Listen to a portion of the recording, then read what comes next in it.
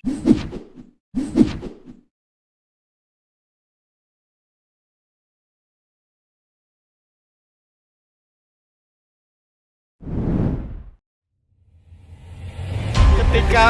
sudah ngomongin tanda mau perang ini ini kayaknya agak pedas ini kritikan ini. Satu ya, isunya melanjutkan. Nah, pertanyaan dari publik juga ada juga bisa kira-kira begini. Emangnya isu melanjutkan salah? Nggak salah, nggak salah itu. Cara umurnya memang itu harus dilakukan sama kandidat untuk bisa menggait anak-anak muda. Tuh makanya Prabowo bikin kemoy gitu kan. Iya betul. Kemudian Amin bikin selapet sarung gitu ya. Kemudian Pak Ganjar bikin lari-lari itu kan.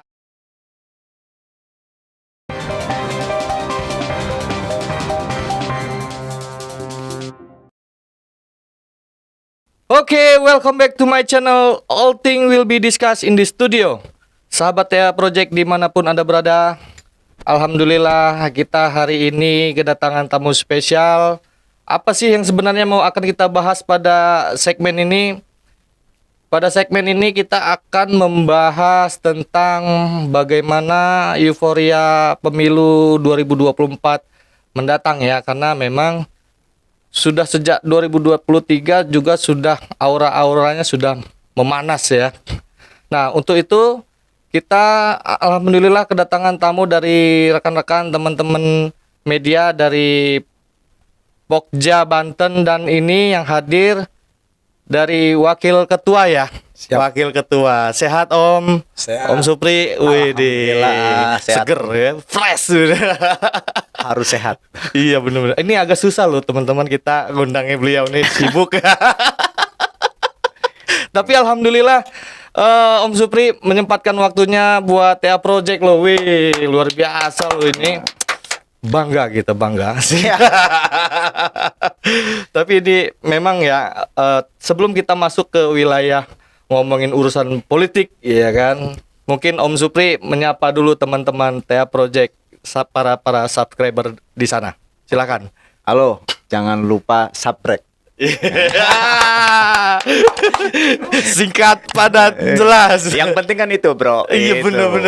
Karena untuk mendukung program TA Project itu bisa jalan apa enggak, kalau teman-teman subscribe, share, komen yang banyak gitu.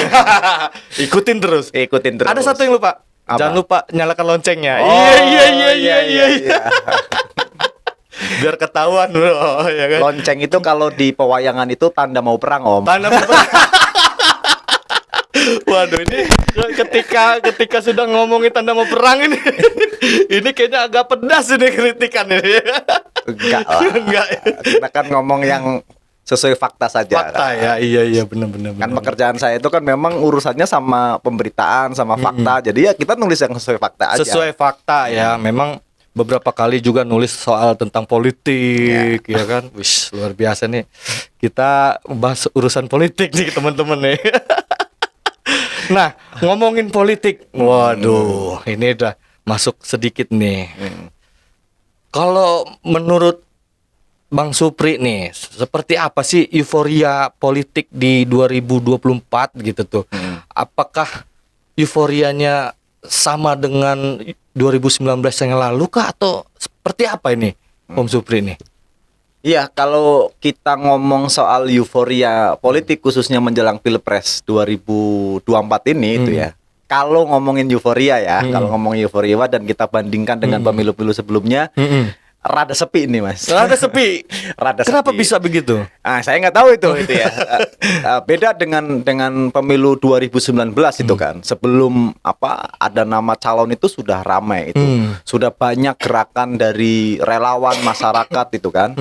Yang menyemarakan ruang-ruang publik kita itu ya kan. Misalnya kita masih ingat 2009 gerakan 2019 ganti presiden, tapi kemudian disambut sama pendukung yang mempertahankan Pak Jokowi 2 periode dan saling bersaut-sautan. Saut-sautan ya. Iya benar. Itu asik. Meskipun pada 2019 itu yang kita sayangkan itu kan soal polarisasinya itu. Ya. Tapi itu kan bagian dari euforia. Nah, hari ini kita ngelihatnya rada adem-adem saja itu ya. Iya ya. Rada soft, slow itu ya. Belum kali, belum. Belum. Bisa jadi nanti, karena kan ini baru-baru ini nih masuk masa kampanye kan. Siapa tahu nanti lebih meledak lagi kan. Bisa jadi akan meledak lagi karena kan sudah mulai nih tanda-tandanya Udah mulai kan. nih. Sudah saling nyanyi satu sama Nyanyian merdu apa nyanyian sumbang kan Iya. kita nggak tahu ya. Karena kan awal-awalnya kan pengen dapat restu semuanya kan Iya, dari benar. istana, tapi kan kemudian ya siap yang masyarakat tahu lah siapa yang dapat restu, siapa yang enggak itu kan. Oh berarti udah mulai terbaca ya restu-restu tadi ya. Pada saat itu kan karena jelas itu ya akan ada orang yang akan melanjutkan kepemimpinannya. Nah, hari ini kan mestinya sebenarnya harusnya jadi pasar bebas, harusnya lebih ramai calon yang muncul. Tapi kan ternyata setelah dibuka pendaftaran itu ya nggak ada yang surprise itu. Memang orang-orang yang pasti diprediksi mereka-mereka lah yang bakal panggung gitu. Oh gitu, sudah diprediksi itu ya. Rothlangga lah yang prediksi. Almarhum. Lord.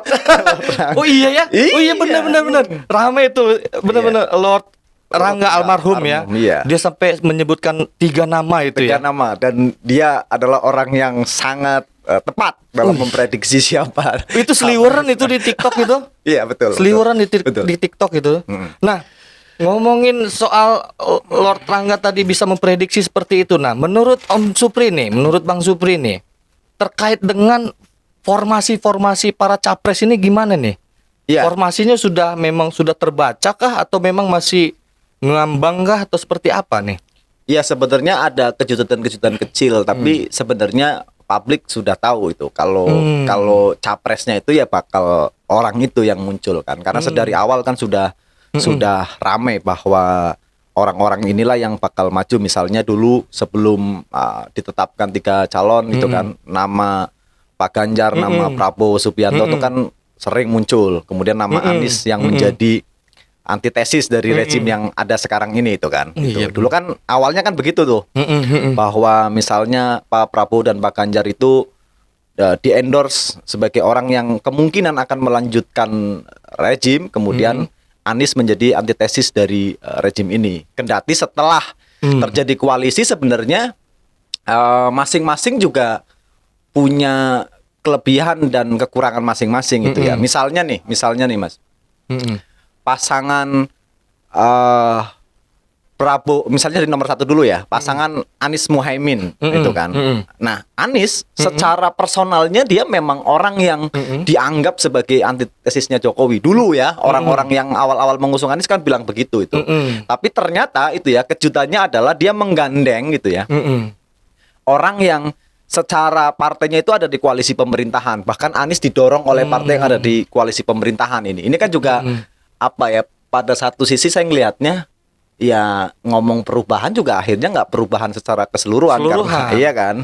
Oh iya bisa juga ngebaca ke arah sana ya. Iya, karena kan misalnya sampai hari ini juga Nasdem masih ada di pemerintahan, kemudian ini Amin ya, Muhaimin Iskandar juga partainya masih ada di pemerintahan.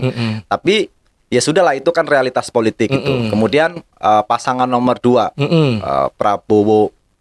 Prabowo Gibran. Kalau Prabowo kan jelas.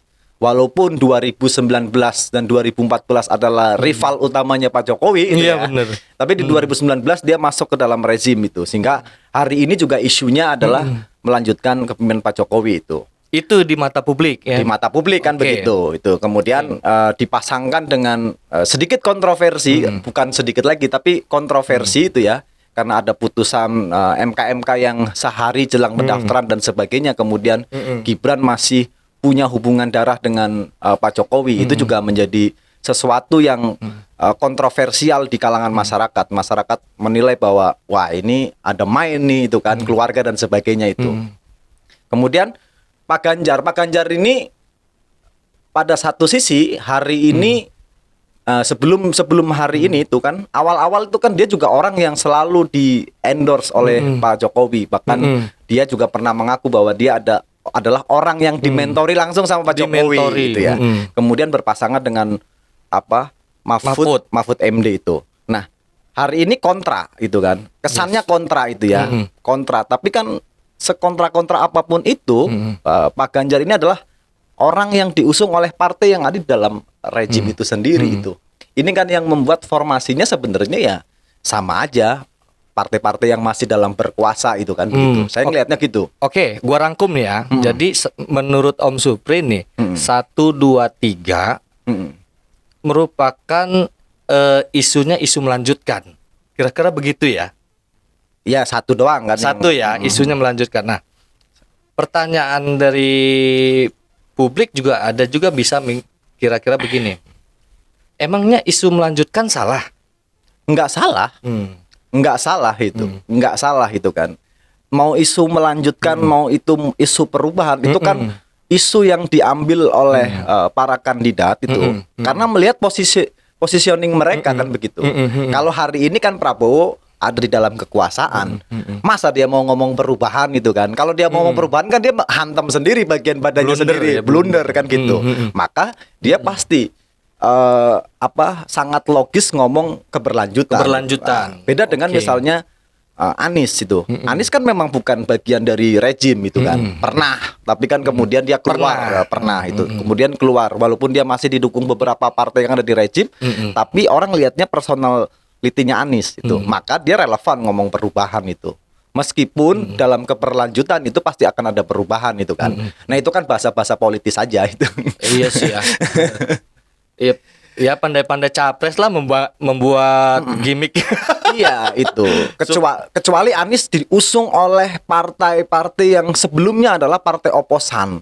Itu baru enak tuh ngomong perubahannya itu. Kalau hari ini kan dia ngomong perubahan tapi pasti nggak selugas atau secair ketika dia belum diusung sama partai yang ada di dalam rezim itu. Begitu juga nomor 2 dan nomor 3 gitu ya.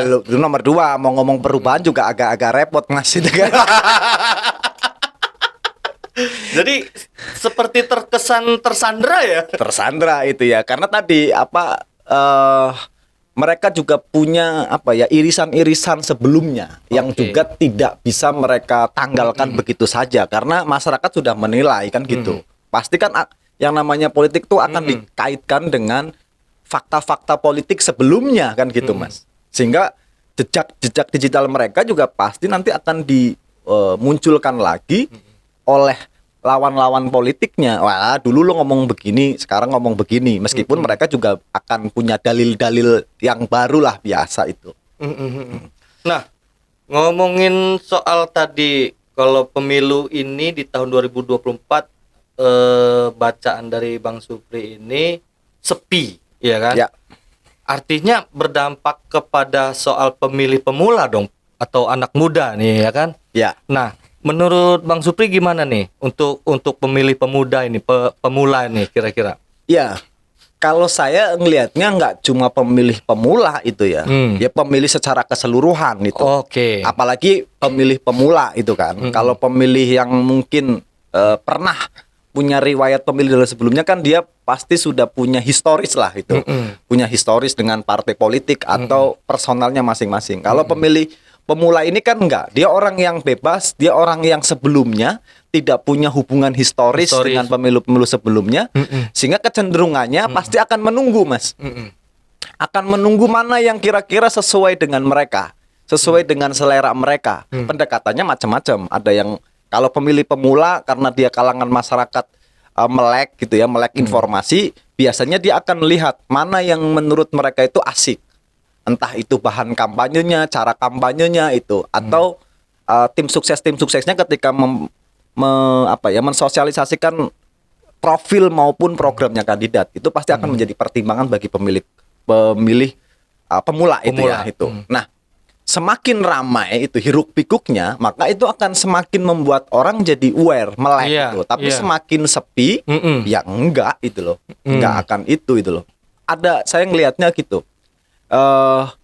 Pemilu kali ini ada kecenderungan enggak seheboh pemilu sebelumnya ya.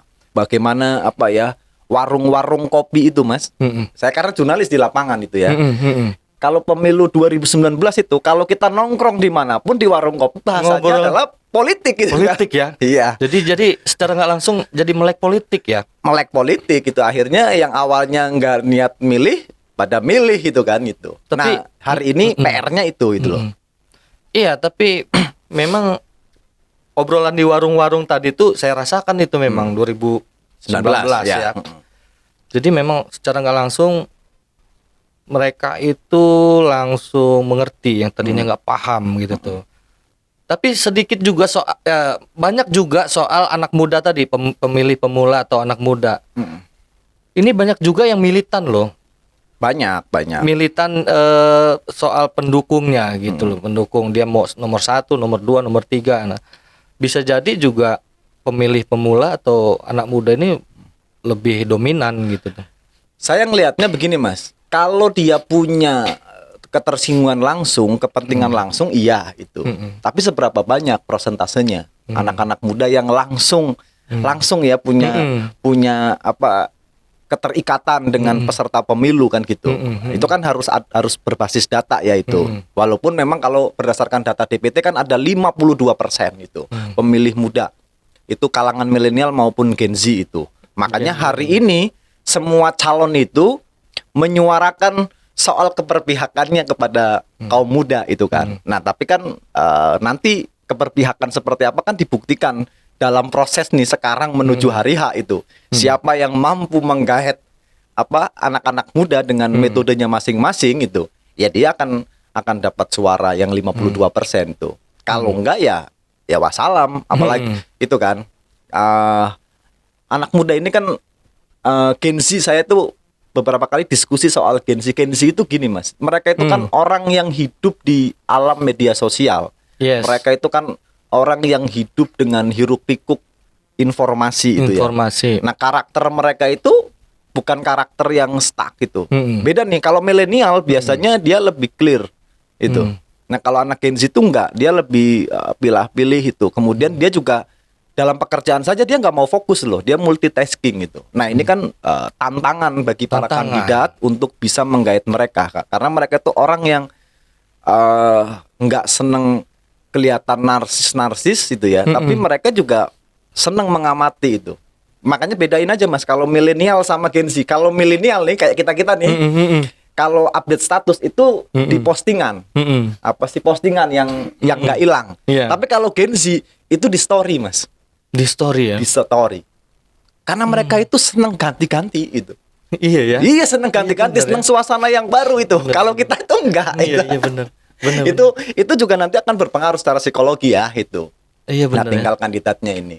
Nah, cuma saya pengen ngomong begini, Mas. Formasi kandidat ini sebenarnya itu. Kita ngomong baiknya dulu apa jeleknya dulu? Boleh baiknya aja dulu, baiknya. Bukan jeleknya, kurangnya lah.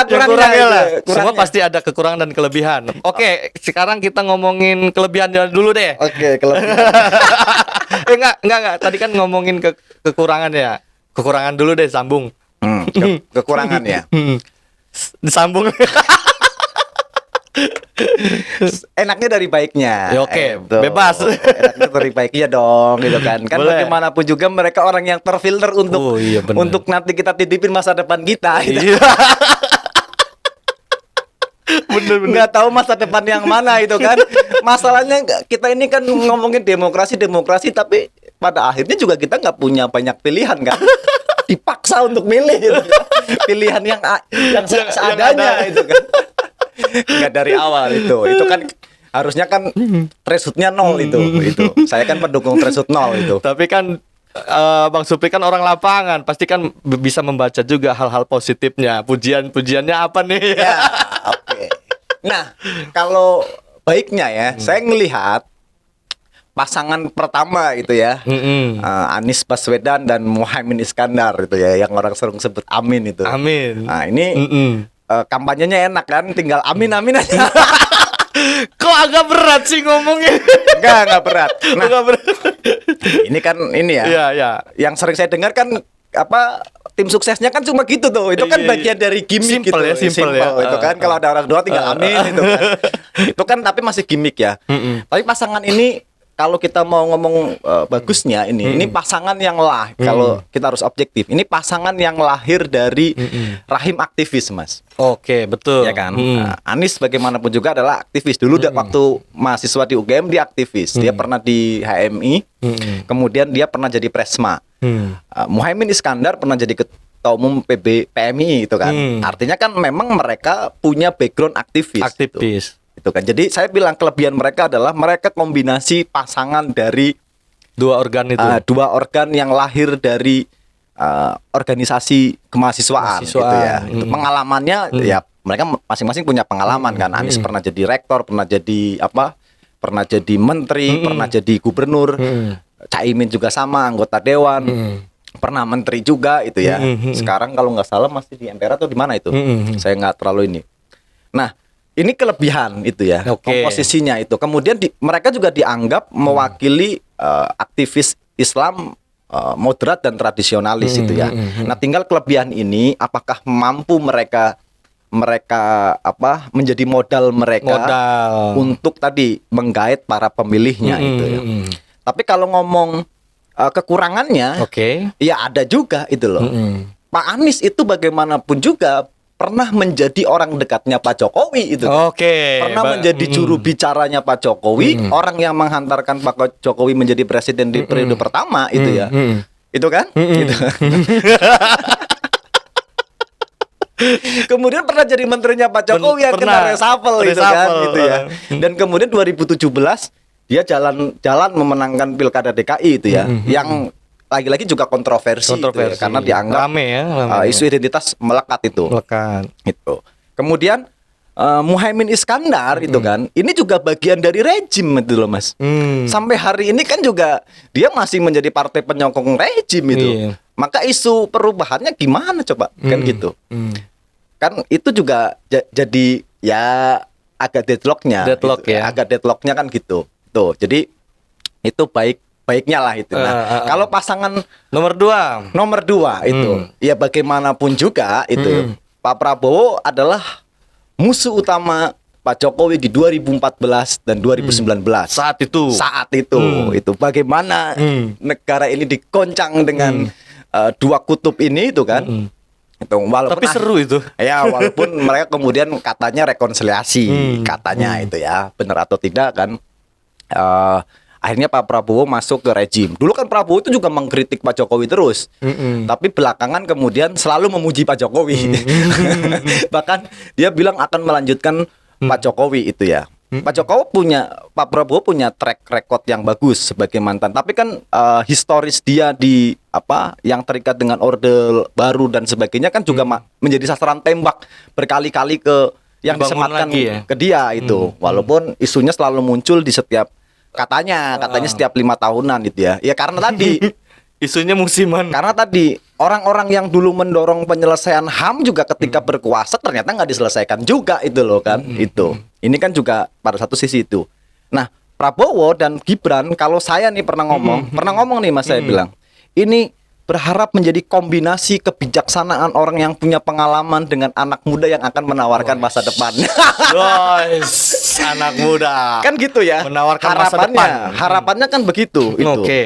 Harapannya gitu karena Gibran katanya anak muda yang dianggap bakal masa depan. Kendati ada kontroversi karena Gibran adalah anak presiden. Kan buat lawan politiknya kalau dia bukan anak presiden, ya apakah bisa kan gitu. Nah, itu pertanyaan publik. Nah, hari ini kekurangan dari seorang Gibran, mestinya kan Gibran jawab itu di ruang-ruang akademik, di ruang-ruang publik, di ruang-ruang diskusi. Nah sayangnya Mas Gibran tidak melakukan ini gitu. Dia hanya asik dengan politik gimmicknya itu ya, dan dia jarang tampil di publik, membuka gagasannya dia tentang apa sih yang disebut politik anak muda menurut versi Gibran. Sehingga tadi isu-isu miring bahwa Gibran itu bisa seperti ini karena bapaknya itu kan bisa ditepis. Nah, ini kan satu sisi kelebihan dan kekurangan itu ya. Ya harapan publik mah karena dia anak muda, yuk tampil gitu. Lebih progresif itulah ya Mas. Lebih progresif. Ajarkan nih ya ke yang muda juga yang lain gitu kan. Begini loh politik anak muda. Begitu ya. Kan hari ini enggak itu kan. Kemarin malah Gibran dikasih kesempatan di beberapa kampus enggak hadir katanya kan. Ya itu saya kan nggak tahu alasannya kenapa. Beberapa kampus di mana? Di yang kampus Muhammadiyah Surakarta kan dia nggak hadir. Kemudian di mana itu yang hadir cuma Pak Prabowo itu. Saya cuma lihat berita doang itu. Padahal kan itu kesempatan bagus untuk ini. Nah ini kan jadi orang pada tanya Gibran itu sebenarnya memang beneran anak muda yang menawarkan masa depan atau anak muda yang dipaksakan, kan itu pertanyaannya. Publik ya.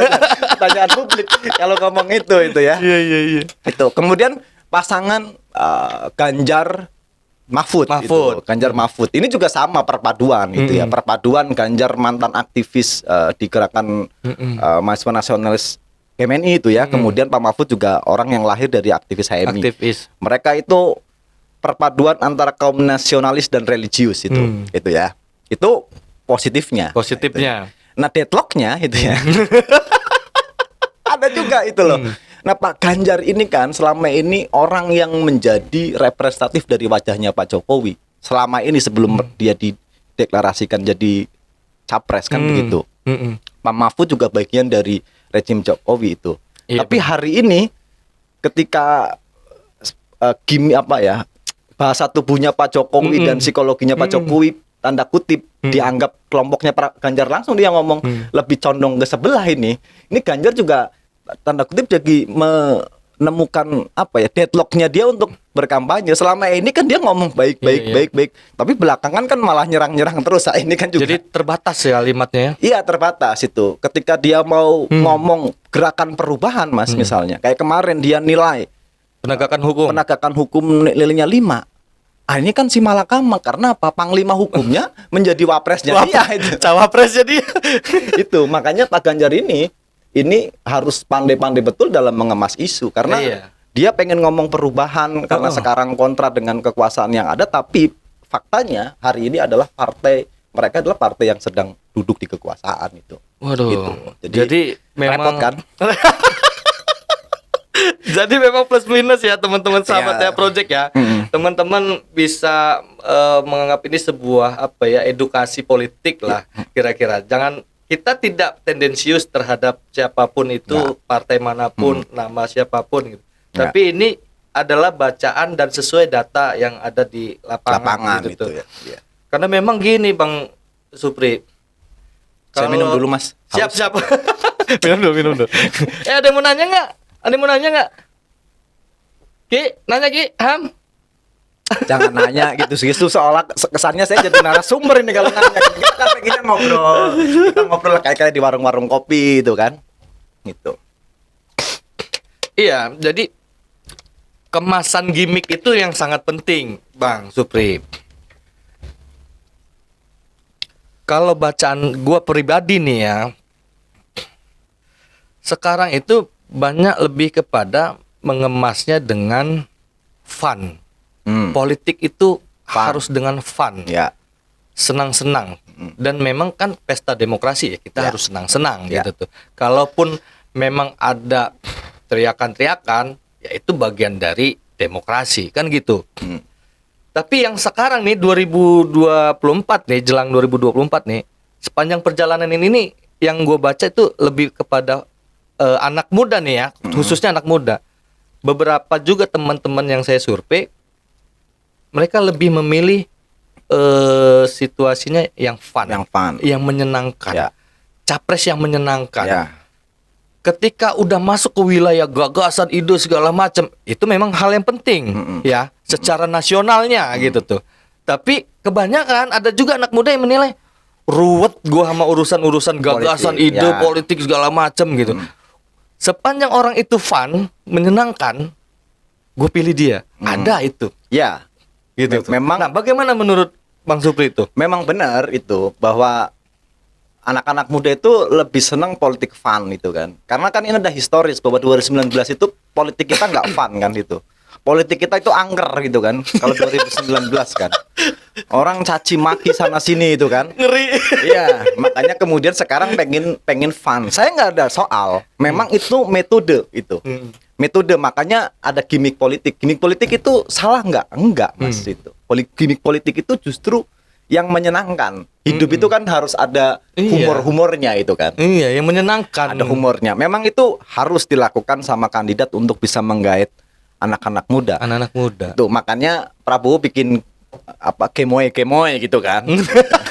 Iya benar. Kemudian Amin bikin selapet-selapet sarung gitu ya. Sarung. Kemudian Pak Ganjar bikin lari-lari itu kan. Nah, kan gimmick-gimmick menyenangkan semua Itu semuanya fun. Oke. Fun. Saya nggak ada soal dengan itu. Iya, bener, tapi bro. tapi apakah cukup dengan fun itu? Jangan sampai kemudian itu loh. Anak-anak muda ini hanya dibawa kepada ranah yang sifatnya gimmick saja, senang-senang saja itu. Ini kan sama saja juga mendangkalkan akal sehatnya Iya anak-anak muda itu. Mestinya oke, fun itu. Tapi kemudian juga substansinya tidak kehilangan. Fun tapi serius. Iya, fun tapi ada substansi yang harus dilakukan itu. Nah, ini yang saya lihat nggak ada, belum ada ini Mas itu. Belum ada itu loh. Kendati kalau kita mau ngomong jujur, siapa yang menguasai panggung publik hari ini? Pasangan Amin. Karena apa? Mereka paling orang yang apa ya, yang paling ringan lah bebannya gitu lah. Karena kan dianggap oposan itu ya. Itu loh kan. Makanya ringan, ngomong aja apa enak gitu kan. Itu di kampus-kampus. Kampus-kampus.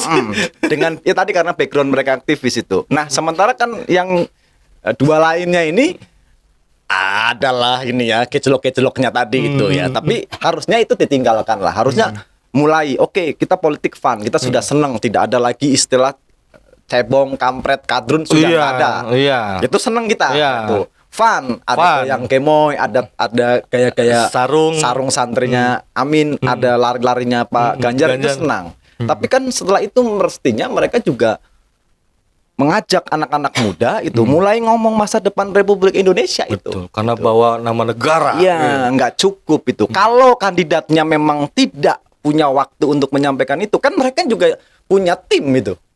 Nah, tim-timnya ini juga kan kita nggak pernah lihat. Mohon maaf, di TV-TV kan kita nggak pernah tuh menangkap itu loh. Ada saatnya bercanda, tapi juga ada saatnya menguji kapasitas mereka dong itu loh. Iya. Tim sukses ini tuh harusnya tugasnya tim sukses ini untuk mensosialisasiin. Iya benar. Ya di kita aja nih di kita tempat kita tinggal Kota Serang. Pernah nggak kita menghadiri diskusi acaranya TKD itu? Kan nggak juga itu, nggak pernah ada itu. Nah ini, aduh kan sayang ini kita mau joget-jogetan aja sampai selesai itu kan. Mending kita dangdutan saja itu kan. Habis itu mereka gamsut kan gitu. Tapi baru baca berita beberapa hari ini ya berkaitan dengan penyelenggara pemilu. Sempat kemarin rame tuh beberapa hari lalu tentang tidak ada season momen debat cawapres ya kan. Tapi berita yang terbaru. Tapi yang terbaru lagi ada lagi nih. Ada. Nggak apa ya, gimana ya? Nggak jelas. Gue nggak ngomong, dia ngomong nggak jelas. Nggak jelas itu kan Berubah ya. Berubah mau ada kalau nggak ada itu. Memang KPU ini apa ya? Ya barusan ada ya tadi ya. Masuk ke Masuk tadi saya juga baca sudah ada itu. Sudah ada ya. Baguslah kalau ada itu. Baguslah kalau ada. Jadi kan kita jadi tahu kan itu. Kualitas, kapasitas, ide, gagasan. Ide gagasan itu ya, itu ya. Biar kita ketahuan ini mana nih yang oke gitu. Yang oke. Apalagi kita pemilih pemuda nih ya kan.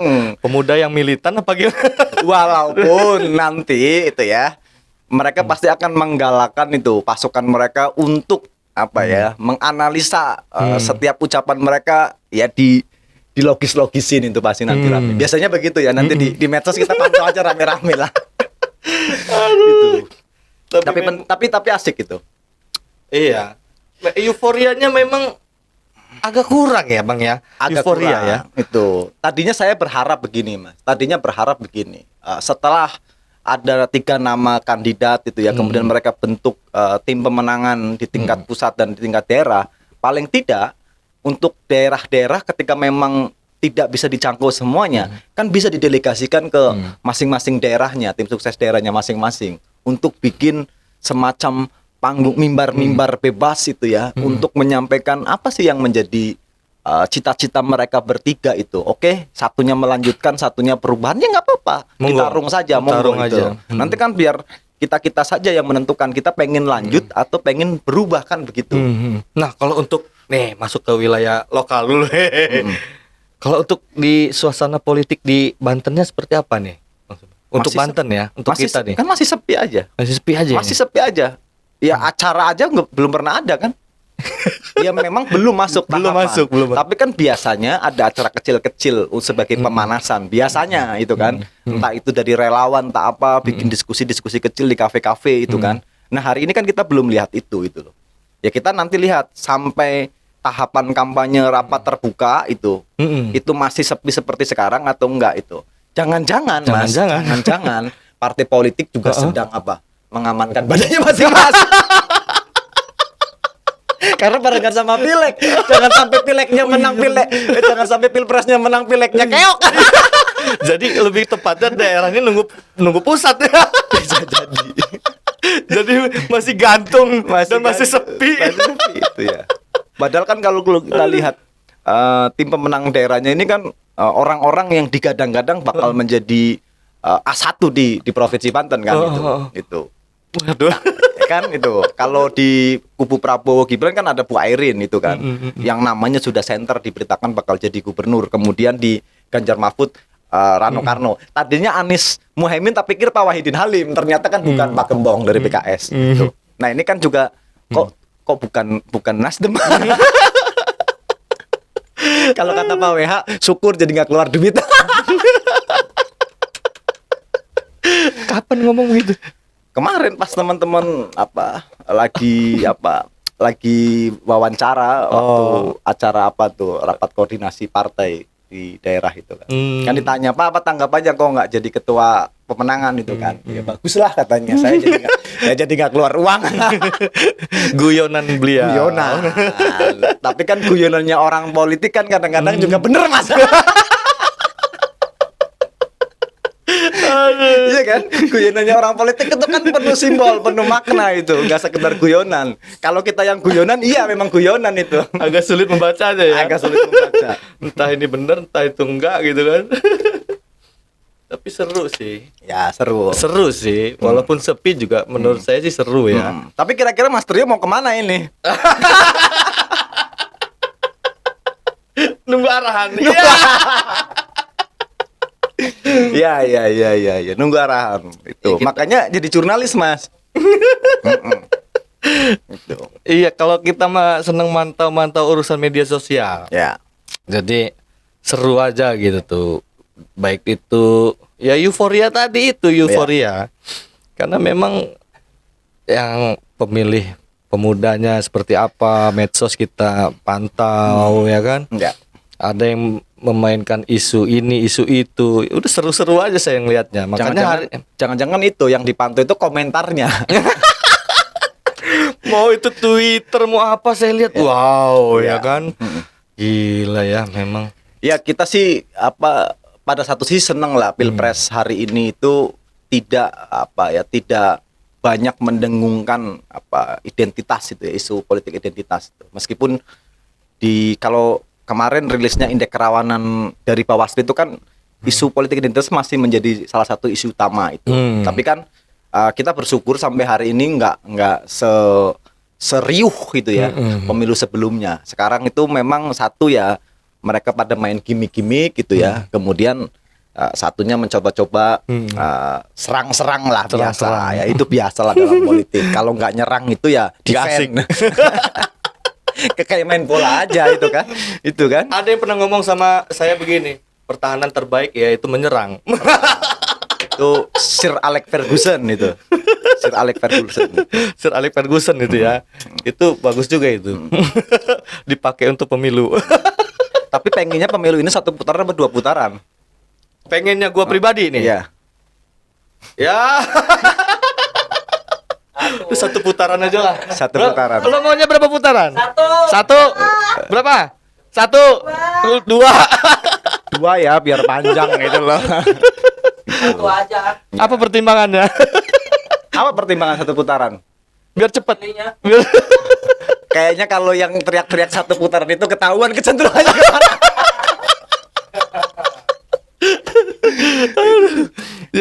Ya ada positif.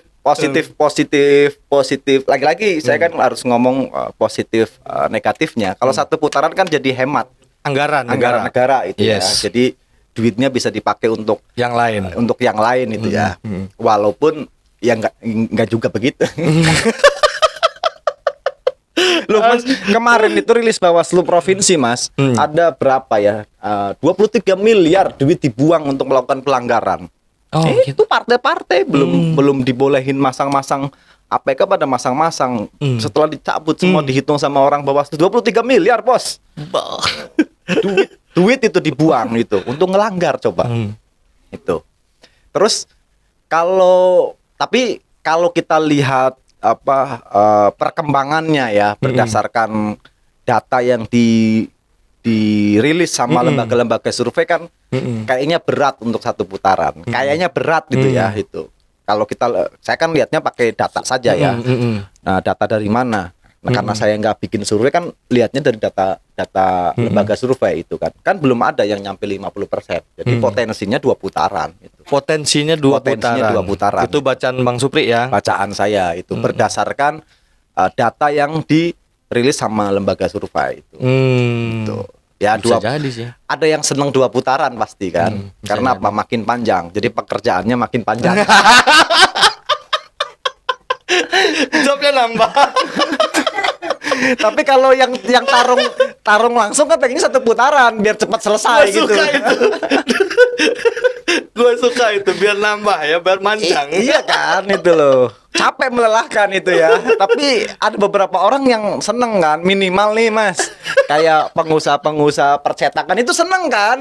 Cetak baliho deui itu kan. Cetak kaos lagi, calon APK lagi itu ya. Ya tadi saya bilang ada minus plusnya. Ada plus minus. Tapi kalau yang petarung utamanya pasti pengennya 1 putaran. Petarung atasnya lah ya. Iya, yang langsung karena kan mereka juga pengennya cepet lah itu Cepet kan. lah. Karena kalau nambah lagi kan napasnya harus panjang itu. Nah, bisa-bisa jadi kecelek kan itu. Tadinya udah menang ternyata karena kan putaran kedua itu konstelasinya pasti akan berubah. Karena dari 3 orang yang masuk ini, yang dapat pertama atau yang dapat kedua juga belum pasti bakal jadi pemenang gitu loh. Karena tergantung nih orang yang nggak lolos putaran kedua suaranya mau masuk kemana itu. Itu. Mau masuk kemana juga kan sekarang juga rada bingung kan itu. Ini kalau udah ngomongin politik ya, ini udah seru bener ini. Seru Mas. Kita bisa lupa sama waktu. Iya. Kalau kita yang di luar mah seru-seru aja. Karena kan kita ngomong nggak pakai beban. Nggak pakai beban. Beda kalau kita sudah jadi didaulat sebagai tim sukses. Kode barang. Kalau sudah jadi kayak tim sukses Lain lagi. lain karena kan tugas mereka adalah gimana caranya bagus-bagusin kandidatnya. Kalaupun membagus-bagusin kandidatnya itu terlalu kasar, mereka harus bisa meyakinkan ke publik bahwa program yang dimiliki oleh kandidatnya itu memang yang terbaik gitu kan. Itu makanya pasti mereka nggak lepas lah, karena pasti ada role-nya, ada panduannya gitu. Kalau kita kan sekarang bebas. Baik ya sahabat-sahabat ya Project dimanapun Anda berada, tanpa terasa kita waktu kalau udah ngomongin politik ini kita pasti lupa sama waktu nih berdua nih. Nanti kita lanjutin di warung kopi ya Bang Supri ya. Karena kan ini mencicil kangennya saya sama Mas Trio. Sedikit Bang Supri, harapannya apa nih untuk pemilu ke depan nih? Ya harapannya yang menang itu ya, merealisasikan janji kampanyenya itu kan. Kan harapannya kan itu Mas itu kan. Mau apa lagi itu kan? Normatif banget. Berjalan dengan baik gitu kan. Iya kan itu loh maksudnya kan. Toh setelah Pilpres kita akan kembali ke aktivitas seperti biasa itu kan. Saya kembali liputan di lapangan, Mas Trio juga kembali mungkin menghidupkan Udahlah, stop. Panjang gitu. Terima kasih Bang Supri atas waktu dan kesempatannya nih. Lain kali sama Bang Saprol ya. Ini lupa ini sama Bang Saprol. Ya, harus sama ketua. Lagi sibuk nih Pak Ketua Pokja. Sambil ditanya Pak Ketua sudah masih tetap independen atau sudah masuk barisan? Sorry Pak Ketua. Oke, terima kasih. Assalamualaikum warahmatullahi wabarakatuh. Waalaikumsalam warahmatullahi wabarakatuh. Lama ya?